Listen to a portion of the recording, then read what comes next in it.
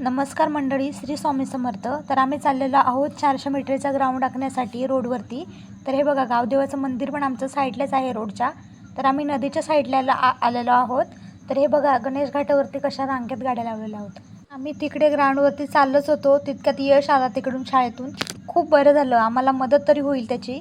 तर तो व्हिडिओ तरी काढील किंवा माप तरी घेईल. तर बघा, तो व्हिडिओ काढतोय, आम्ही दोघंजणी माप घेतोय. हे बघा, दिसतं तुम्हाला रोडवरती आम्ही माप घेतोय.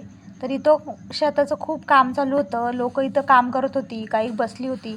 सगळी विचारत होती आम्हाला, काय करता काय करता. तर अक्षरशः कंटाळा आला होता आम्हाला माप घेऊन घेऊन.